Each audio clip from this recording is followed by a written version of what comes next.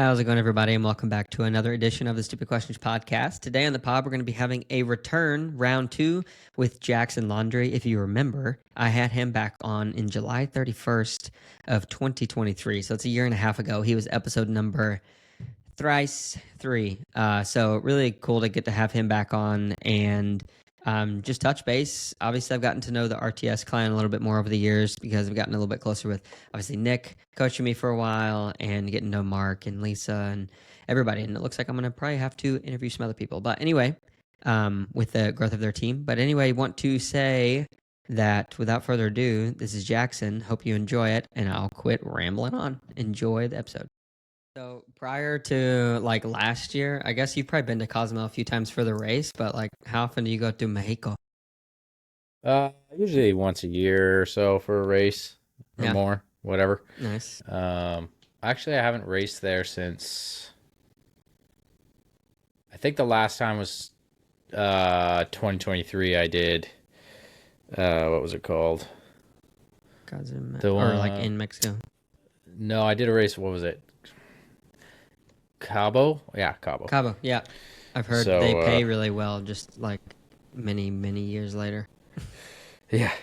Well, it's better than what was it? Challenge Ecuador. That Yeah. thing paid me like 8 months later. Are you serious? Yeah. Oh, that's so funny. How does that work with the tax situation then? Because I've heard like whenever it's in a foreign country, they take the taxes out immediately. So like you're gone. I just like I can't remember. I don't think they took taxes off, but there was like all these transfer fees, so it was still like 10 or 15% lower. Yeah. But then I just write the income as like what I actually got. Yeah. Whereas when I make money in the States, I have to like claim the full amount and then get back. So like right now I'm waiting on tax back from 2023 still Oh, my for goodness. US IRS. So the IRS makes some good interest off my money. Yeah. You and everyone else in the world that they can put their finger on. Yeah. But anyway, So are you at home right now? yeah, I'm leaving tomorrow Okay. morning. Oh, okay, nice. And I Sweet. did some filming today with a guy I know who does some like bike maintenance type video filming. We filmed like a bike packing video. Oh, cool. So just trying to get the last things packed. But once the bike's packed, everything else is kind of just like throwing bags. And Yeah. especially for training camp, I don't care as much. Like if I forget something, it's like, oh, big deal, you know? Yeah. Like, You can figure it out, borrow something from somebody.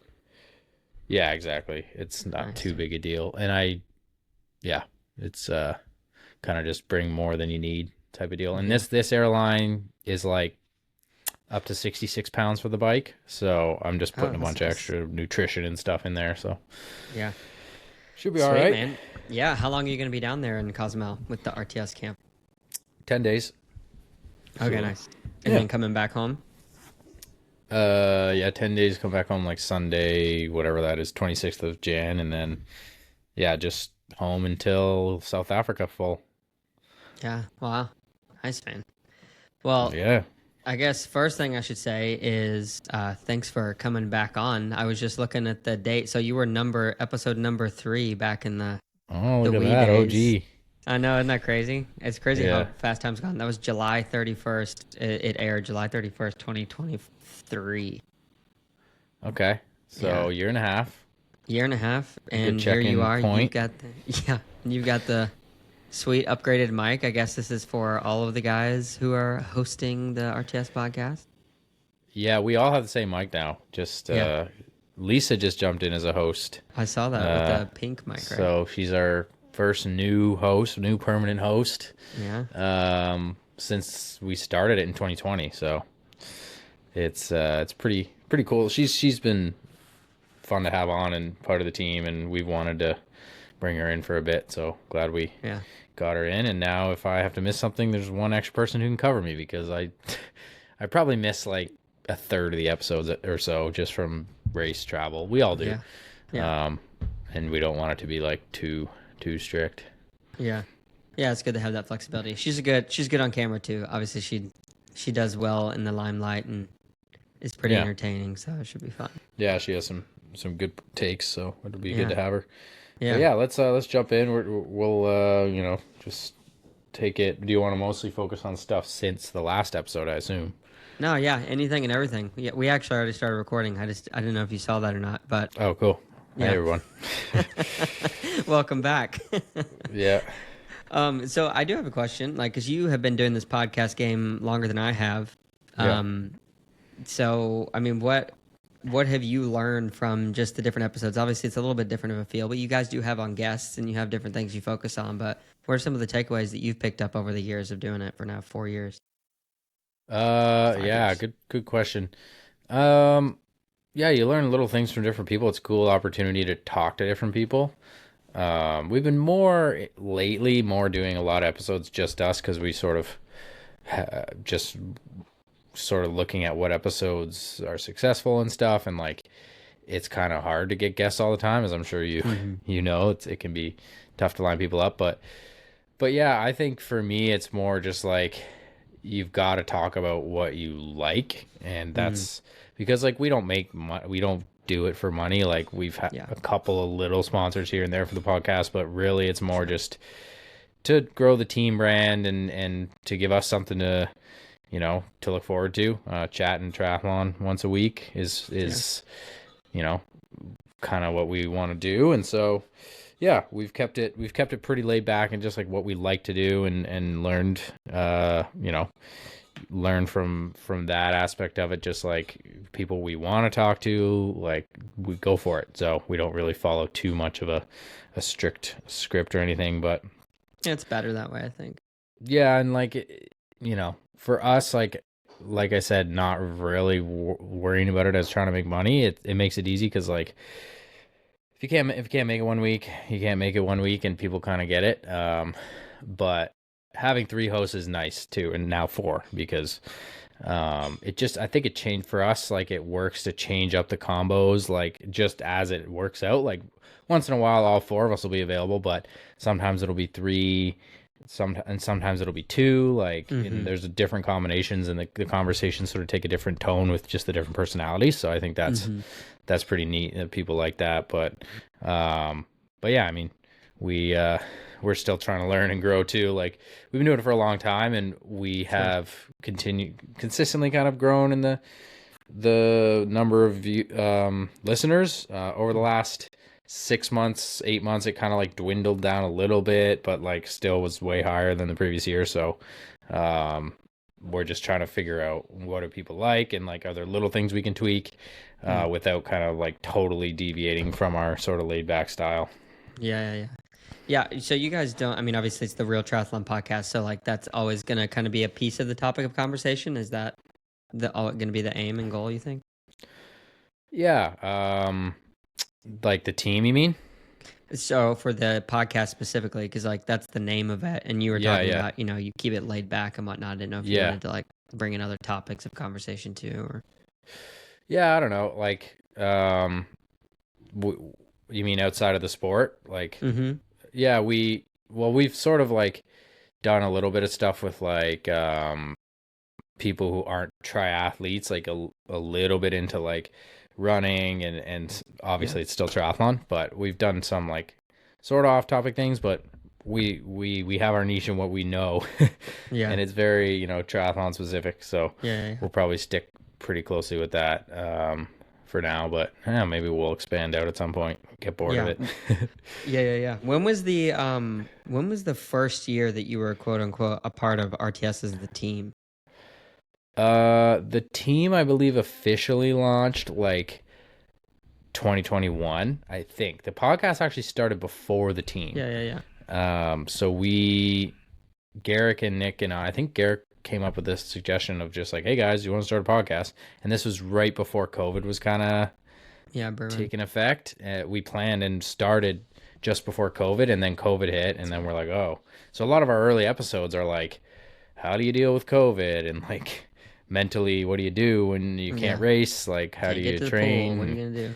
Yeah, that type of stuff. And then, Yeah, um, but then that's right. as that year progressed, we were like, let's just start a team. And it was kind of like a team effort at the beginning. And then now, like, Nick has really taken it on. Not too many people have the ability to do what Nick does Mm-hmm.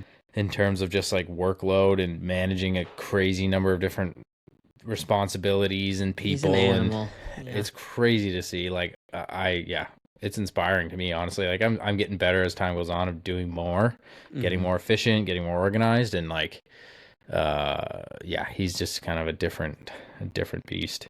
Yeah. But yeah, he manages most of it, and then I was still having a bit of a management role in the first couple years, and then switched to like just like a team, like an athlete position. Just I feel like that's where I really have the most value, Yeah. to focus, on representing the brands and the team. So, but it's been awesome. Like we have a really fun squad. We got a big growth this year.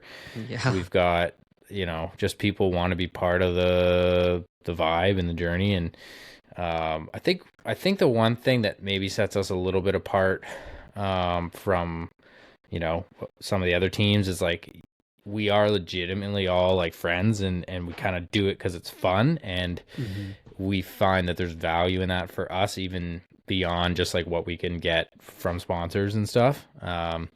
So I think that's where we're getting the growth, is like people just want to be a part of the vibe, part of the team. And like, for example, our camp is like, it's a January, which is not really close to anyone's A races. So it's like, yeah, come and we're going to To hang train out. hard, but like it's fun, and it's not, sometimes you go to camps and you're like right before a race and you got to be strict about your exact training. And we kind of go and we're like, all right, let's do a bike workout. Maybe we'll have two different versions of a workout, and then one group that's just going to go easy, and you just go and jump in and do what you want. And it's not that race specific. Usually we ride road bikes instead of tri bikes, is a little bit more like the people who have the option, at least, Hmm. so we can just kind of be more social. And yeah, it's just a bit different than a lot of these camps where you're like, people go and they're like really training hardcore. I think it's a good balance for January, but that's just sort of like what the team vibe is. And a Yeah. lot of the races too, it's like we take the racing seriously, but I find it's easier to race well and have fun when you're just sort of laid back with your friends. Yeah. Yeah. um, that little bit of balance, everyone's kind of different, but I like to have a little bit of mix of a social, because before a race, like if you show up on time, you've got some extra time because you're not training 5 hours a day, you're training like 1 hour a day or Yeah. whatever. So that's been fun. But yeah, it's been cool to see the team change and grow, and partners getting more excited to jump in and support the team. A lot of them we've had for a while, and you know, can't wait to see what the future brings. Like, this team got huge. Like the very first year, we were like trying to scrape together a few $1,000 to like do something, and Hmm. it's really come a long way. Yeah. Yeah. Yeah. So I do want to hear a little bit more about just like your, maybe you didn't even have an expectation, but what your thoughts were in terms of like, oh yeah, we had the podcast. Well, let's start a team. Everybody had like an idea, I'm sure, of what that would look like. So I'd be curious to know like what your original thought of what that would look like was versus what reality is, and then how it's now grown to, I don't even know how Mm. many people are on your roster now. It's quite a few. Yeah. I think at first, I think it really did always come from that sort of, let's do this thing where we're all friends and we all kind of go to the races together anyway, and get together a group of like-minded pros, and we think that brands will want to jump in with that, to have that little, it's almost like um kind of diversifying their sponsorship rather than like giving it to one or two athletes.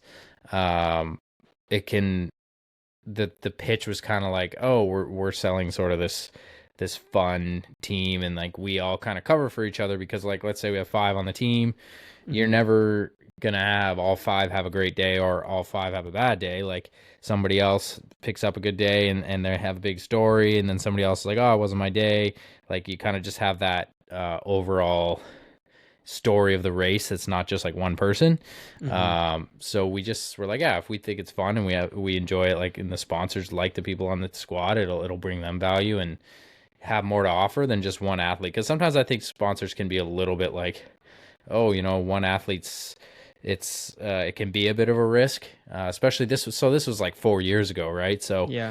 Right when this, he we're was. talking like me and Nick and Garrick, and like I had some pretty solid results, but like nobody had really got that many years of consistent results yet. And it's hard to like convince a It's hard to sponsor like, sell it. oh, Yeah. yeah, like, this athlete's been here for 2-3 years, like still it can be a risk. So now you've kind of bring everybody in and you're like, yeah, we're going to represent you the best we can, all of us. And it just brings them a little bit more to the table for these guys. Yeah. But yeah, it's changed.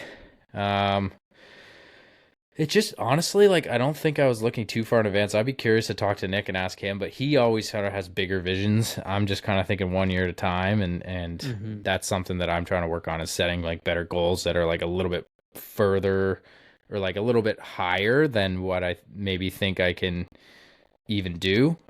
Because if I set a goal that's like super realistic, then you don't have that urgency to really reach for it, and you don't want to set goals that are ridiculous. Like, I'm not going to say, oh, I want to win the Ironman series. That's it. Or else I won't be happy. And it's like, well, if everything goes perfect and I'm an amazing year, then yeah, I could potentially win, but I'd have to go above and beyond everything I've done, probably for all 3 fulls, and then match my best halves ever for 2 halves. Yeah. That would basically be what I'd have to do. So that's like really a massive goal, especially for someone who's been in the sport for years and years. And it's not like I'm 23 and like on the really steep part of the improvement curve. But to be like, you know what, I think top 5 is reasonable. Like Matt Hansen was 5th. He did better than me in the 1 full we raced. He did better than me together. Well, the other one he did too, but I crashed in that race. And then he had a good top 10 in Kona, and his 2 halves were like similar performance to my 2. I think my 2 were a little bit higher points, but just by like 100 or something. So basically I would have to do the same 70.3s as last year, which, is hard but doable. I think I was like 40 something seconds back on Chattanooga and like 2 minutes back on Oceanside. So I'd have to match that and then match Matt Hansen's full performances, who's like, that guy's won North American championships, been top 10 in Kona now. Like, that's really legit. And so that would be hard, really hard. And like, I want to shoot for that kind of a goal where it's hard. I do have to improve definitely at the full distance. And I need to kind of have my mind in that, like, getting to another level rather than just like doing what I know I can do. So that's this year's the first year I've set like a goal that's like pretty freaking hard. Like top 5 in the Ironman series would be really tough, and especially now that it's more established, people kind of know how to play it out. I think it's going to be even harder in 2025 than it was in 2024. Yeah, super fascinating. I don't know how you guys do all that stuff. It's a lot of numbers and things to think about, like what races to go to, who you think may or may not show up, so you have the best chances possible to game the system, to get the points, to hopefully get some cash at the end of the year. It's a new kind of a game for sure. I mean, even since I've been a part of the sport in the past 4 years, it's been crazy to see how much it's shifted and changed. And yeah, it's been crazy. It's been awesome though. Like now we have Ironman Pro Series and T100 Series, so it's just more opportunity, and I think we are seeing a little bit more of the opportunities opening up in the non-Pro Series races. Maybe those races are still at the same level they were like 4 or 5 years ago, but at least they're not, like championship level like these Ironman Pro Series races. So you do have some chances for like the up and coming pros to like get chances for podiums, top 5s. So I think it is trickling down a little bit. I would like to see a little bit more depth for some of these. I think the Ironman series is increasing the depth of the payment a little bit better. 2025, I think it's the same total amount, but they're like, spreading it out instead of 11 to 50 all being the same, they're making 11 to 20 a little bit more. Yeah. And I think that makes sense, because finishing 11th in that series and only getting $5,000, like 11th in that series is really, really hard to do. So I think that was a good change that they're making. Yeah, no kidding. So for you have been racing how many years now total as a professional? My first professional race was in 2014. I did 1. But I was kind of really still an age grouper, so I'd say 2015 was my first pro year. So 10 years. So you're going on, yeah, you like a decade. So I'm curious, similar to the team, like has grown and expanded. You have been a part of your own ecosystem now for 10 years and figuring out like who Jackson is, why he does what he does. Tell me a little bit about just how you have changed from when you first started this to like where you are today. Yeah, definitely the biggest change in like the most positive change is I have gotten better for sure. Like across the Mm-hmm. board, swim, bike, run, I've gotten better. So that's been awesome because that's what you want to do. And Yeah. obviously, if I wasn't improving, I probably would have quit a long time ago. Yeah. But yeah, I mean, the scene has changed a lot. When I first started, I was doing pretty much only Olympic distance non-drafting, and then the odd draft legal. I was still dabbling in it in a little bit of like ITU stuff, especially in the local scene, because there was like draft legal, provincial, and national championships, and then I would do like one or two others a year in like America, or I went to Puerto Rico once. Um, so I was still like very much learning like where are my strengths, and it didn't really take me too long to discover that like the time trialing is definitely a strength, and Mm-hmm. that was where I was kind of gaining a lot of my success in the Olympic distance. Like the Rev 3 series was a big one in like Yeah, forgot about those. 2015, 16, I think. Yeah, they Might were have real just been big. the 1 year. And then there was also the Escape series. So for a couple years there between 2015, 2016, maybe even 2017 for Escape series, there was just quite a bit more options for the non-drafting Olympic distance, and most of those were drivable distance for me. I would like there was one in like the Poconos I drove to in like I think it was I don't even want to say it was Pennsylvania. It could have been Rev Okay. 3 Quasi. It was like they used to do them at these theme parks. That's Uh, crazy. and then I would like string together a few of those Olympics and make like maybe $1,000 one time. The biggest one was like 3,500 I made at Rev 3 Quasi. I was second to Cam Dye. Um, and then I would do the local series, like the little Multisport Canada series, where if you were like one of their brand ambassadors, they gave you the race entries fee, and then you could win $1,000 for winning the series, and you had to do 4 races. So I would do those 4, get my 1,000, pick up a few thousand here and there at other races, and kind of just drive around and make it work. And at that time, I was just, again, kind of wasn't thinking too far ahead. I'm like, oh, if I could make some money, because I wasn't really making much money. I just graduated university, and I was working at like a running store, making like $15 an hour or whatever it was.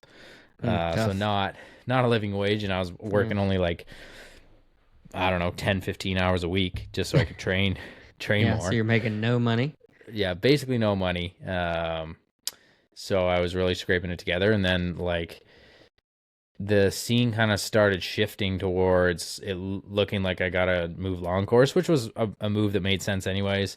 Tried Mm-hmm. my first one in 2016, didn't even finish because I had like my arrhythmia, my heart arrhythmia happened the only time ever in a race that it happened there. But I Have you didn't know what it struggled with was that in yet. the past though? Is it a thing? Or is that Yeah, just kind yeah, of a oh yeah, one-off? it's a thing I Oh have. I wow. just like hadn't figured it out yet, and like Oh wow. that race was the only time it happened before the race started, and like I couldn't really race. I got all the way to the run still in like the top 3, but Oh my um word, dude. then I just like, okay, I can't do this. So anyway, got that all figured out, and then jumped into 70.3s like full on in 2017, um and really started seeing some success there, especially and again it was like the biking that was kind of the thing um for me. So I was like coming out in the second group usually, and then working my way up on the bike, oftentimes up into a podium position, and then like kind of falling back on the run. Um, and then you just like figure it out as you go. You kind of just, okay, I can bike now. Now let's, you kind of figure the run out eventually. And like Mm-hmm. it's hard to explain because it's not like your training needs to change drastically necessarily. It's like your body just figures out how to do it in a race. And I haven't really been able to articulate how it happens, but if you get enough of these races under your belt, like you just get to a point where you can do it do what you should be able to do in training in the race. So like Yeah. you're training like I definitely got faster in the run and training for like the tempo kind of half Ironman pace stuff. Mm-hmm. But in 2017, like my best run split was like a 117 something. And then 2018, I got down to like a 115. And then 2019, I think I ran a 111. Wow. And then like after that, I was running a bunch of like 110 to 113s. That's kind of where a lot of them have been for like the good conditions. On the super Yeah. hot or the super hilly, it's been a little slower, but you just kind of like your body figures it out. And a lot of it's just experience, like knowing how hard you can push on the bike, when you need to like conserve a little bit more, when you can push, figuring out Mm-hmm. your nutrition, how to get your maximizer absorption, and how much salt do you need, and all those sort of things. Yeah. But yeah, I mean, I think one thing that's sort of changed, especially in the last couple years, is um, thinking of like I really have always put everything into my training and recovery, and like it used to kind of take um it used to like take everything out of me, and I like didn't have as much left for like doing podcasts and sort of representing sponsors and making YouTube content or making Instagram content or anything like that. I would I would do it around my races and stuff, but I didn't like learn as much about how to increase the quality and sort of Mm-hmm. what are people trying to actually look for content, and sort of like becoming an expert at the content side wasn't really on my priority list. It was more like get the requirements done, keep sponsors happy, and then that's kind of it. Do your racing. And now Mm-hmm. I'm sort of like I want to continue to master racing, especially Ironman distance, because I'm still a beginner there. I've done 5, but one out of the not 2 out of the 5 have gone reasonably Decently well. well. So, and not even like what I know I can do. Like if I, which I have done, I've run multiple 110s in halves. I've run a lot of times I've run like 112, 113, and then I'm running like 250 kind of thing on a good day on a full. That doesn't really translate. Like I should be down in the 240 range, which I will do. And it's just like with half. At first, I was running 120s, and I was like, this is crazy because I know I could run a half, like an open half in like 110. Why am I so much slower? And Mm-hmm. then eventually, with the pacing and the dialing nutrition and just getting a bunch of these full distance races under my belt, I'm gonna get off the bike one day and run like a low 240 and be like, oh, there it is. Like that did not feel any harder than the 250 I ran in 2024. Mm-hmm. It's just, you kind of put all the pieces together. So that's the what I'm focusing on with uh sort of triathlon side, but also I'm just more motivated to like build my brand and represent my sponsors, and maybe a little part of that is like knowing that I'm not gonna be able to do this forever. Like I've still got a bunch more years in me for sure, for racing at a high level, and I don't even think I'm at my best yet. But I'm not 25 anymore, so you start to think, okay, I'm 31 now. I'll be 32 this year in 2025. The maximum performances that I have in me.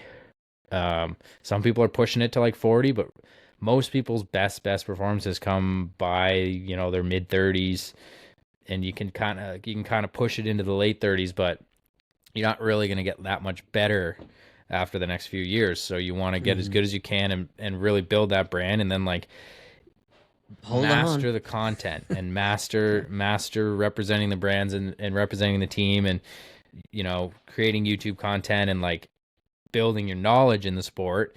And I have done coaching in the past, and I have some experience there, and like right now I'm happy to focus on sort of more of the learning of the racing and sort of the content side. But over the next few years, I'll probably start transitioning back into doing some coaching, and then building that. And throughout, like, really, I'd be super happy with my career if at the end of my career, I'm like, I have a great knowledge to be able to share with people of what I've learned throughout all this. And I want to coach, full time, probably is something I'm going to want to do, or at least a big chunk of what I do after I retire. So I'm sort of thinking more future now than I ever have before. It used to kind of just be like race as best as you can, whatever happens wrong in the race, fix it, focus on your training again. And now it's like I'm not quite feeling that like all in on mentally. All I need to do is train and recover, because now I Mm-hmm. know I can do it. I know I can race well. I'm still doing all the same things, but it just doesn't take as much mentally, because I'm just not as stressed about it. I know I've been there before. Every year you get to that first race and you're like, oh, like, haven't raced in 4 months. Am I going to be still good? Like, what's going to happen here? Yeah. And I've done it enough times now and done that first race and been like, oh, okay, I got this. I can do this again for another year. And like, you know what you're doing. So you just kind of build that confidence. And, I'd like to keep getting podiums and wins. And like, I've had one win a year um, since 2018.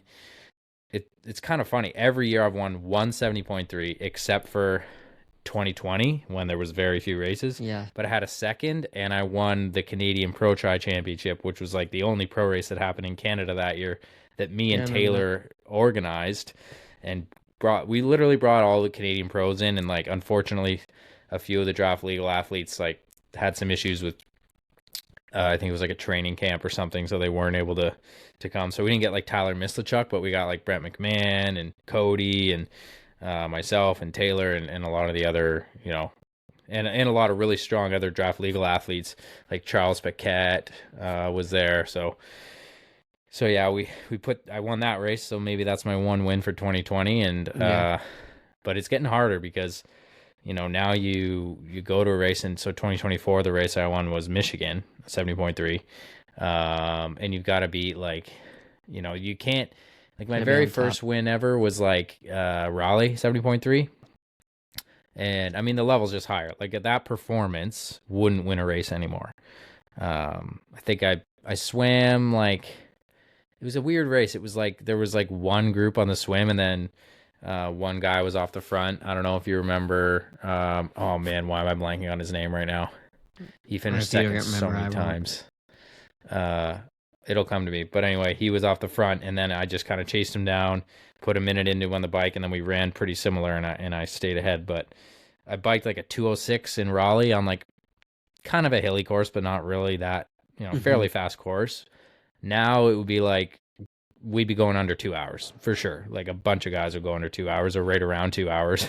So that's 6 minutes, right? And then I ran Yeah. 120, and it was hot, but even still, you guys are going to run 115s at least. So Mm-hmm. just cool to see that evolution as the sports change. That was 2018. That's not that long ago.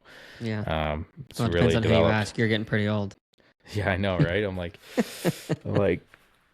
not. I'm definitely no longer one of the young guys. I'm like, I have heard some of the coverage, it's people talking to me about like I'm a veteran. I'm like, am I really? And I'm like, well, I do. I have done like 50 plus, like well over 50 of these 70.3s pro. Right. So that's getting up there. Yeah. Oh man, it's crazy how that changes. Time goes by so fast. Are you married? No, You're not married. Okay. You are where are you living at right now? I'm living in Guelph. Um, Okay. yeah, I've been in Guelph for ages. This is the best place. Well, this is like the triathlon hub of Ontario, kind of. Like, it's kind Yeah. of fallen off a little bit with when there was like a draft legal training center here Okay. until it's probably been a while. That probably closed down in like 2018-ish. Yeah. But we still have Cody. Cody's probably still my main training partner. Mm-hmm. Um, we get a little out of sync in the winter, but once we're kind of rolling again, we'll be two swims, at least one run a week together, good hard workouts, um, as well as some easier stuff. And then at one point we were doing like Zwift training together, but Mm-hmm. right now I'm on like an earlier schedule. My girlfriend's work starts at like not early, but like we got to get up at 7 like normal Normal. Yeah. people.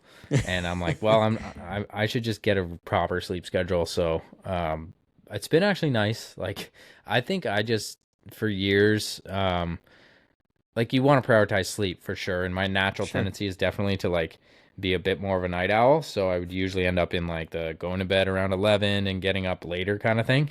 Um, but the thing that's allowed me to stay on an earlier schedule is actually like getting up and going outside for like a little run or even a Mm-hmm. walk in the morning. Has like changed it completely to where I'm actually tired. Like 9:30 rolls around, I'm actually kind of tired. Yeah. Um, so that's a lot different than what it was Or you're before. So, used to the. but There's something Cody's still about on that late schedule. So I'm like getting up and starting my Zwift workout by 9, like doing a little run and then on the bike by 9, and he's still asleep. yeah. Yeah, it's interesting. In college, like I remember going to bed at like 1 or 2 a.m. and be like, oh, looking at my watch. Oh yeah, I can still get like 6 hours of sleep. That's plenty. And then now it's like, if I get 6 hours of sleep for more than 2 days in a row, I'm like, it's a horrible situation. But Yeah. there's something about, like, we just got back from traveling from New Zealand, obviously. And my wife started a new job and she's like gung ho. Okay, we're going to get up at 5:30 at the gym by 5:30. And like, we're going to do this exercise. And it's like, okay. And the first couple mornings, I was just like, no one talked to me. I get in the pool, the master swimmers are going, they're like all cheery. I was like, you know. But it's funny now, like there is something about I've chilled out a little bit. Like I'm getting there at 6, and I'll swim, 6 to 7 or whatever. And as the sun's like coming up, there's something beautiful about being up before the sun comes up and getting to experience that, because you feel like you have a lot more to go like throughout the day. And yeah, we go to bed at like 8:30 now. It's crazy, but we don't have That's kids what you yet, gotta and I'm sure do. it'll be changed. Yeah. Do what? So you got it. That's what you got to do when you're getting Yeah. up that early. Like, Yeah. but yeah, well, right now the days are so short here. Oh yeah, they've got to be shorter. What It's time does like, it get dark there? well, it's already dark. It's 5:43. So Yeah, I get dark here like 4:50. It's stupid. yeah, it sucks. But then even when I'm waking up at 7, I'm like, if I go for a run now to get because you want some morning light exposure, if I go right away, I don't even get any because it's not light yet. Yeah. So by the Just time go I get outside up and sit in the sun. you can do a little stretch and get out there, it's usually 7:30, and then Yeah. it's pretty good. But yeah, I don't know, that being up early does feel way better. Like on the days where I get up, do a little run, jump on the bike by 9, do my hard bike workout. It's done by noon ish, Yeah, you have a lot of depending time how there. long. It's like, holy cow, it's noon. I'm done 3.5 hours of training. All I have left is like an easy swim. Yeah. So that's pretty cool. But Yeah. yeah, we'll see. I mean, if it's working this year, we'll see if the little schedule changes make a difference. But I think the Yeah. biggest thing is just going to be better. Like last year was so reactive for me of just, maybe what I'll to try do to go next. PTO. Yeah. Okay, do a couple races, get into one PTO race, do the race, don't have a good day. Okay, now I'm going to shift to Ironman series. Haven't done any Ironmans yet. I have to do my first one end of July, Lake Placid. And I did 4 Ironmans. So it's like, I'm pretty happy with how they went, considering like the first one went well. Frankfurt, I crashed. Didn't really have a chance after that. My hip was all messed up and my body shut down. But I was having a good race before that. Then I was going to do 70.3 Augusta, but it got canceled. But we drove to Chattanooga and did the full instead. Yeah, I remember that. It's crazy. And had a pretty solid day there. Didn't pace it well, but still managed 4th place. And like, with some better pacing, would have definitely had a good run. Still ran under 250. And then go to Kona 4 weeks later. Like, these are all 4 weeks apart. Pretty much all these fulls are 4 weeks apart. Yeah, it's And crazy. you just don't really have time to properly recover, build your training. You're just kind of trying to get back to where you were for the previous one. Yeah. So you don't get injured or die. Yeah. So this year I'm getting 2 done kind of back to back. Like I'll get my fitness to a really good point, hopefully, for 70.3 Ironman South Africa, which is March 30th or 31st or something. And then 4 weeks later do Texas. So if I can just get back to the South Africa shape, I'll be happy with that, because I've had such a big build into South Africa. If I can get 2 fulls in on that build, I'm happy with that. Mm-hmm. And then going to St. George to get a half in, sort of on that same fitness, like 3 races, get them out of the way. Then you've got like 6 weeks to your next one. So then you got time to recover a bit, build it up, and do Eagle Man.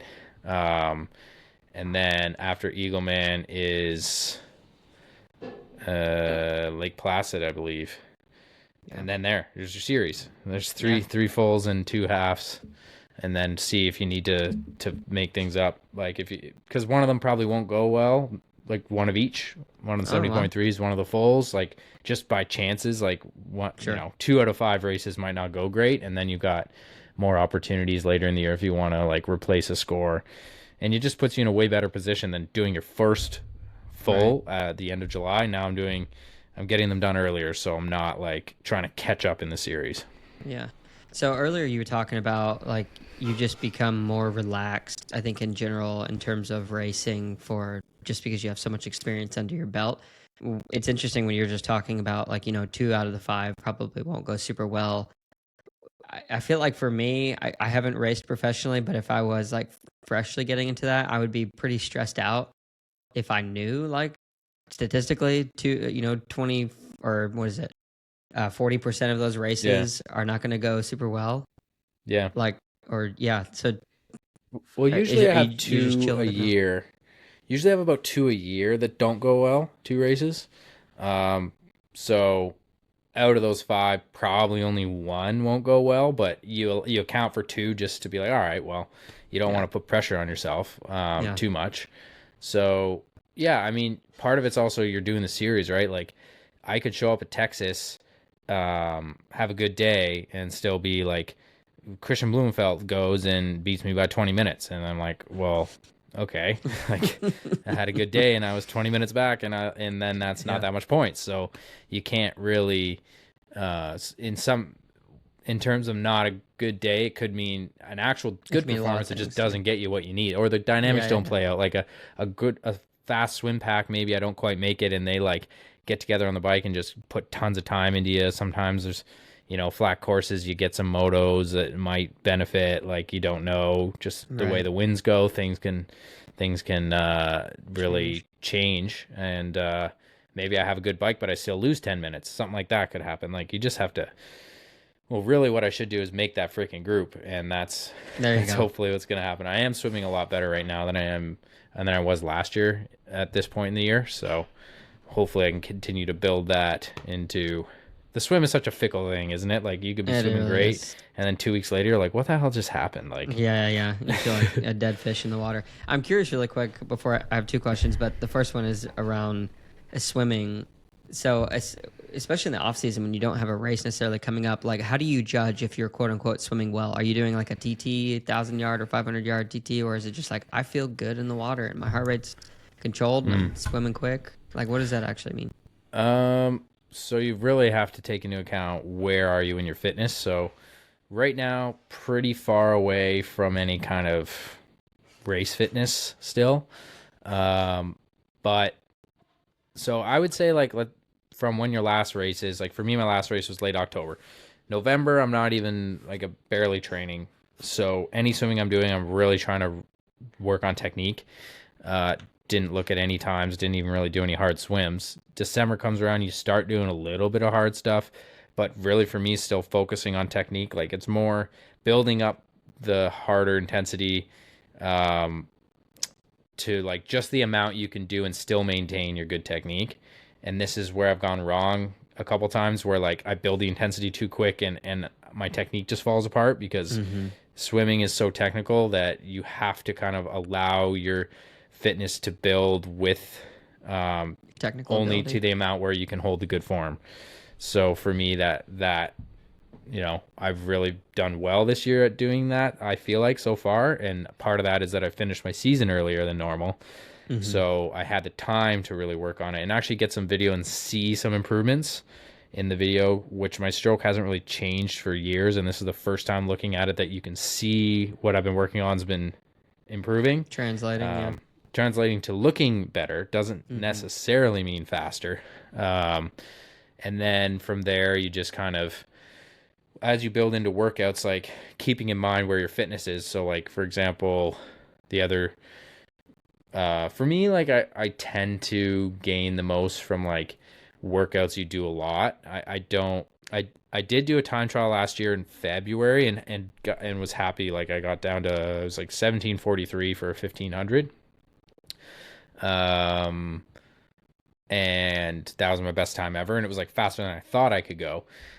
So that's like the best way to see, but you, for me at least, I don't really like to do a time trial until I like think I'm in pretty good shape, or at least I've been training pretty hard, because it's hard to be like, okay, how much of this is just fitness? How much is like, is my technique I've been working on doing Right. well. So I like to do it at a point where it's like I'm at least in pretty good shape. And usually for me, by sort of end of February, that's when you've had some good time to build your swimming, and like you're not in peak shape yet, but you have time to, you can kind of jump into a time trial and get a good idea.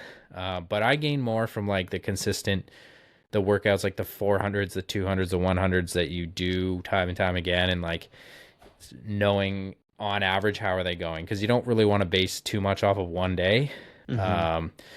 And then if you're doing, most people do 2 or 3 hard swim workouts a week, and you can kind of get a gauge, like if one goes really bad, whatever, you're just fatigued, but how are they going generally? How are your better ones going? Because the better ones are sort of more of a gauge of like what would you do in a In a race, because race. in a Yeah. race you're rested, so why base it off your worst day when you're fatigued? Yeah. So Good like point. Cody and I did some 400s the other day, and it was like, and Kelly, there's a few of us there, and we did like alternating like a steady effort rep, like not too hard, and then a hard rep for 8 reps, so it was like 4 hard ones and like threshold. And we were coming in, Cody's about a second ahead of me, but I was like 458 or so. Last one was 456, which is decent. Like Mm-hmm. that's, there's been times mid-season, like peak shape, where I would maybe only be around there. Um, so to do that now when I haven't done a lot of hard workouts and I know my fitness isn't there yet is good. It's a good sign, Yeah. but still more work to do, because I want to get that to like at least 10 seconds faster Yeah. by like race season, which I'm on track to do. So just like keep going kind of thing. And you don't want to, like I said, you don't want to base too much off one workout, but Right. then like 3 days later, 2 days later, I had like a really bad workout. I was like, Yeah. the pool was freaking freezing because they'd had like a swim meet. It was like 75 degrees or something. And I was just like tense, and I could tell I just couldn't get my body Yeah. going. And I was like, I could barely swim like 112s for a few hard hundreds. I'm like, forget this workout. Like, just get the work done, and that's Yeah. fine. And Put in the like, don't miles. don't beat yourself up. You swim in meters up there, I guess. Pretty much all meters, yeah. Okay. Yeah. I was gonna say yards. I was like, oh, I would expect a little bit faster, but then I put my tongue back No in my mouth. yards around. Actually, there are the odd yards pool. Is just like the old pools that are like Yeah. 60 years old. Yeah. Stay away from those. So with just in the last few minutes before you gotta run because you're getting up to Cozumel before too terribly long, gotta get ready. Um, Yeah. like how has this sport changed you outside of the sport? Like how has it added value and perspective to the other parts of your life that maybe don't get talked about as much? Yeah, great question. There's a bunch of things like you do. Um, I really feel like overall it's been like helped me with just managing stress and difficult situations in life. Mm, When you do something that's like physically very difficult every day, um, I feel like your brain just gets used to doing hard things that seem kind of insurmountable sometimes. Like your hardest workout of any given week is like, oh my gosh, this is freaking hard. Like you kind of dread it for a little bit, and then you do it and you always feel better after. mm-hmm. So I think part of it is that it's just like it's helped me to realize, yeah, you can do hard things, and there's going to be things that are not physically hard, but they're like tough Mentally in terms taxing. of, yeah, taxing, like emotional stuff, or just like you're a grown up, you gotta, things happen, like your car breaks down, or like you gotta meet the tax deadline, and you got all these things, deadlines to make, and pay property tax, whatever, just things that you have to Gross. do that feel stressful. You kind of just like manage that stress, and it's like so many different things you got to do as a pro athlete too, like and age groupers too, but like you've got your expenses, your sponsors, your team, your travel, your planning, your training, your meetings with coaches, you're managing those relationships and training partners, and like it's just a lot of different sort of things you got to manage. So it's definitely help with that. But yeah, it's just like perspective too. I think perspective is probably the biggest one, of just like how, with all the travel and stuff, like, and obviously most, pretty much not every, but most triathletes are, we're pretty like lucky people who most certainly like worked hard to get to a point where we can afford to go all around the world and stuff, but also just like a lot of things have to go right for that to be an opportunity Oh for yeah, you for in sure. life. Gotta have a good hand. So yeah, you got to be dealt a good hand and you just appreciate it. Like you just make the most out of the time you got to do this, um, and travel and like see these different places and go and just see what you can do, the absolute best you can put forward on the race day. It's such a gift to be able to do that. So really, like maybe that's the biggest change, or over my career is like you just appreciate that so much. And I'm trying to build in a little bit more time to like at least stay a day at the race if it's a new location or something to do something cool. Yeah. Like take advantage of it. Like you're so fortunate to get to do it, and I love doing it. And I think there was a couple years where like things I had a lot of pressure on myself, and just kind of when I was thinking more on the like performance is everything side of things. Mm-hmm. I performed well, but like I was like, oh man, I don't know how many more years I can do this. Like this is so hard, and it's like just take some of that pressure off and enjoy it, have the perspective, and you're not going to be as stressed about every single workout. You're not going to be as stressed about every single race. And then just, yeah, like really appreciate the opportunity you have. So Mm. now it's like, I'm so appreciative of it. And like every single race is so much fun. And it's like, you get the opportunity to pursue your absolute best in one specific arena. Like not Right. many people get to do that, right? Like some people do sports when they're young or when they're even in college and stuff and like go to a high level, but not many people get to do that as an adult to really go for it and Go for just it. at Yeah. the end of the day be like at the end of the career to look back and be like I went for it and got the best I absolutely could, and I got the most out of it. And then yeah, I think it's just so fortunate. But yeah, that's kind of the biggest thing I've found with this is like this is just, I'm so lucky. Like Yeah, it's a let's gift. do it. Yeah, it's crazy. I just to kind of echo a little bit of what you're saying. One thing I've noticed personally in my life, is just even in like the business world, it's the times when I've gone through with like, okay, well, nothing else could potentially go wrong, and you just kind of relinquish control and do what you can with what you have. The performance is often like some of my best, and likewise, I'm thinking of like two specific races where I was sick the last 2 weeks leading up to the race, and somehow like those two were two of my best races ever. And I think it has a lot to do with like you're talking about that mental pressure, being able to step aside and realize I can't control every situation. Just go out there, have a good time, do what you can do, and then with whatever you can, like kind of allow that to happen. Yeah, Yeah, definitely. And yeah, you learn how to do that better and better. So it's pretty neat. Like this is obviously an awesome sport, and I think you meet a lot of cool people too, and like yeah, gain connections just that you never would have got otherwise. yeah. But Turn yeah, that network 2025 is into a going to net be worth. yeah, there you go. It's gonna yeah, and that's already what that's what we do. All these sponsors are people we Nick's met at races, or I've met, or I know some I had a friend who works with the company and we start talking or whatever. Like Yeah, it's all connections. And every time you have a conversation with someone, it's an opportunity. It could be an opportunity for the future. So yeah. um but yeah, what's racing looking like for you in 25? Oh, I haven't signed up for a single thing yet. I was gonna do St. Anthony's, but now that I'm living in California, I was like, do I want to spend $500 on a ticket and then the race and then the accommodations? I was like, I don't know. So we'll see. I'm gonna race over here a number of times.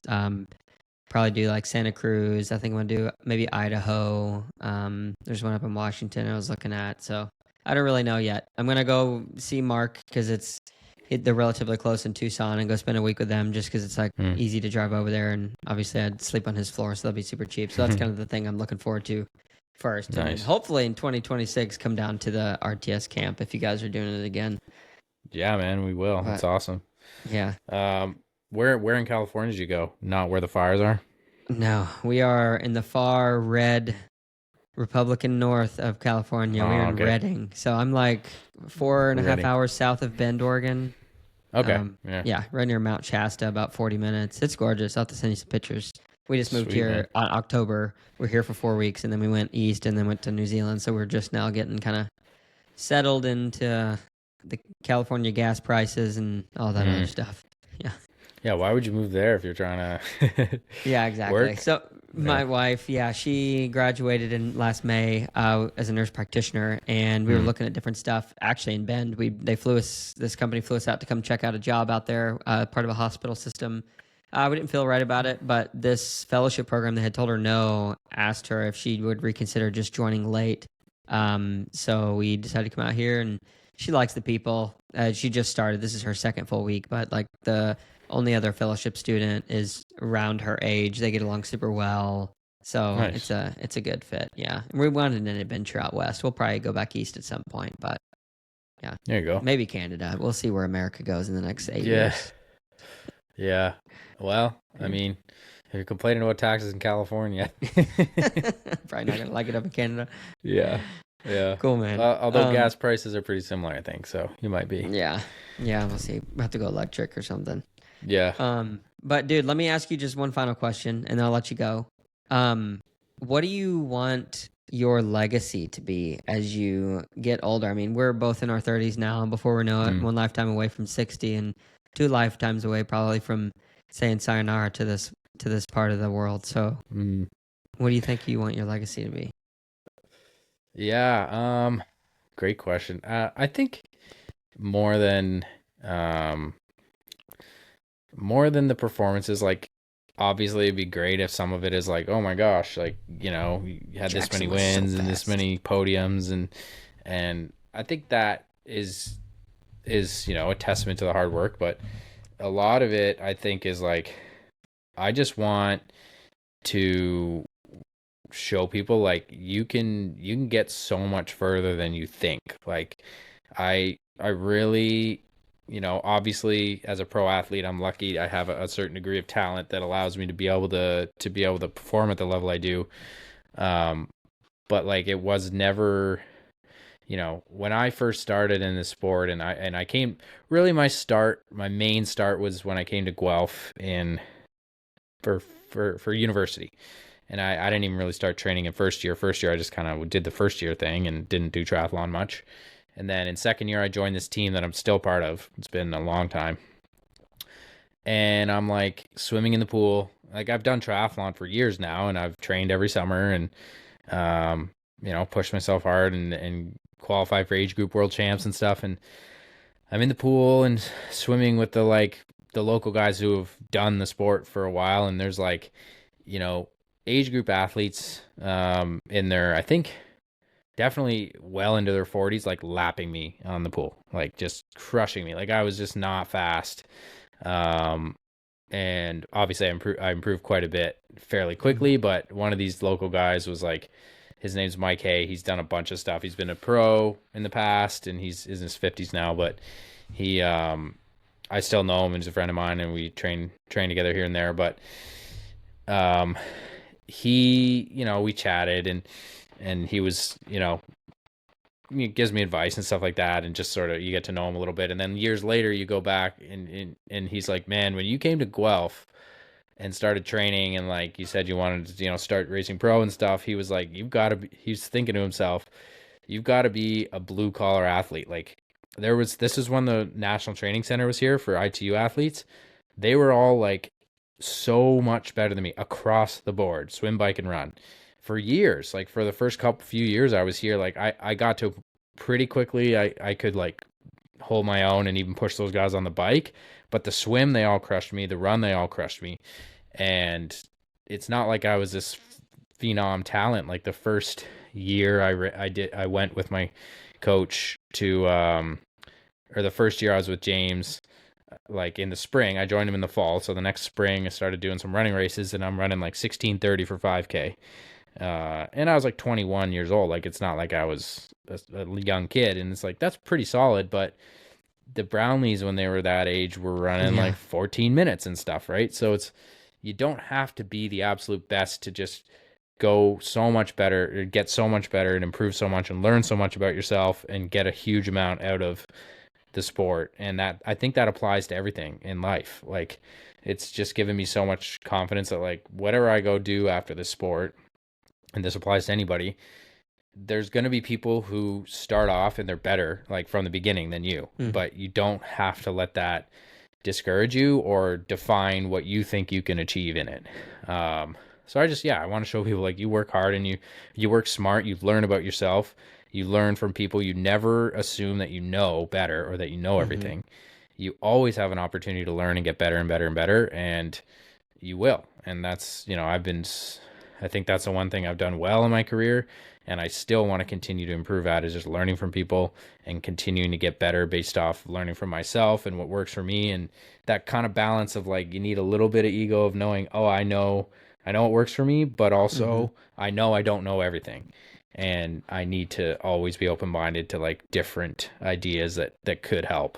Um, yeah, that's kind of a big thing, and people probably won't remember that too much, but um, I think, the people who follow me and like know my journey and just follow me on even on Instagram, like they know like I work hard.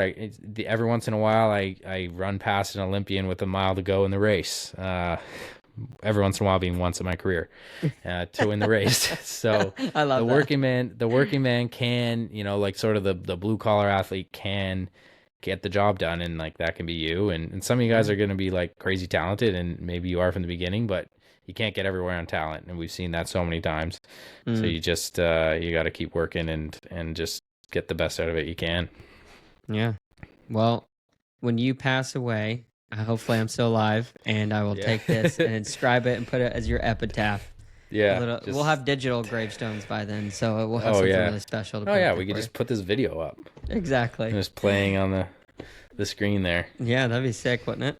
Or have Yeah. an AI version of you just like, "Woo." Yeah, here's Jackson. Oh Anyway. wow, that'd be crazy. The AI Well, version, we gotta like supplement, make them even a little faster. exactly. Oh, cool, man. Well, thank you so much for taking the time. I know you got some stuff to get packed up and ready to go spend Oh some yeah. time on the beach with some friends. So, yeah, I man. wonder how much time there will be on the actual beach. I'm gonna Hopefully more say than an hour a I was gonna day. say probably less than an hour total. Really? Do you guys not go to the Yeah. beach? I guess Well, there's a Cozumel's little kind of rocky, beach. right? Well, there is a sand beach right at the Westin Resort where we stay, but like I just like I don't know. You're We not a train beach guy. outside and get a ton of outside time, outdoor water It's swimming. true. Even some of the restaurants are outside, so it's like I don't know. I feel like when I'm chilling, I'm gonna want to be in the pool or like somewhere else. Yeah. Well, we look forward to checking it out. This will air next Monday, so you'll probably just be getting into the thick of it. People will be checking out the Instagram. So go check and follow Jackson if you want to Yeah, see and what Cozumel's RTS all and about. all my buddies, Yeah. but mostly me. Yeah, but Trying to get to mostly Jackson. 16,000. I've been up and down since Kona. I like went down, and then got to Oh, get to really? that Like how much arbitrary number. fluctuation? Like 100 people? 50 Not people? even like it'll go. I think over the last month I lost like 30. But like who gains followers in December as a triathlete? That'd be Yeah. crazy. Well, But if you would have won Kona, you would have got a lot more. that's true. That's what I was saying the other day from the RTS episode. I'm like, you know what? If I just win every race I do, I'll get way more money. So I think I'll just try doing that. Yeah, literally. That's what it's all about anymore. I Simple as hope that that. changes in the future. We'll see. I don't know. There's got Yeah. to be a different I way to think you market got the to sport. find a way to, oh, this is another topic, but we'll leave for next time. But I think you got to find a way to like make the Ironman series have like this team competition. And you've got like almost like the F1 is, and you like can draft different people to your team, sort of like the Super League or whatever. Yeah. And it could like, and you can have like, you're kind of copying Super League, but you have like swim points, bike points, and run points, and then like Yeah, there's yeah, just yeah. more opportunity for intrigue from these races because you got these 8-hour races where sometimes nothing changes, but Yeah. if you actually have a team component, you're looking at the middle placings of like, Yeah. oh And you could look, be somebody bouncing moved back from and forth. 15th up to 9th and they Yeah. got more points. Like, yeah, anyway. Well, even over the season, you'd be able to track more stuff. If you follow F1, like the Constructors Championship or whatever, it's like the team versus the individual. Yeah, that would be really interesting. I don't know. But Maybe pitch it to somebody. I'll just talk to what's his name, the new Andrew Messick. Yeah. I'm sure he loves being called the new Andrew Messick. All right, dude. Well, thank you so much. Yeah, cheers. Thanks for having me, Seth. Thank you so much to Jackson for coming on the pod again today. Really appreciate him taking the time to talk through so many things. If you haven't already noticed, the man is definitely passionate about triathlon. He's learned a lot from the sport. It's offered a lot to him in his life in terms of value. And I think that he has a lot of value he's been giving back to the community through his own personal following, through the RTS clan, and just through racing in general. When asking him at the end, just basically what legacy he wants to leave behind, he said a lot of good things, but the things that really stuck with me the most, I think, were being able to believe a bit in yourself to go for it, and knowing that like hard work can get you very far, and being open-minded, I think is really important, because we all got to grow and we all don't know anything. And the more we know, the less we know. So if you made it to this point in the podcast, though, I just want to say thank you so much. If you don't mind, like, comment, subscribe, review, anything that you can do on any of the platforms, from YouTube to Instagram to Twitter, which we're actually on Twitter, or any of the other ones like the podcast platforms, really do help to continue to grow and spread the word. So thank you so much for being here. Thank you for doing that. And we will catch you guys in the next one.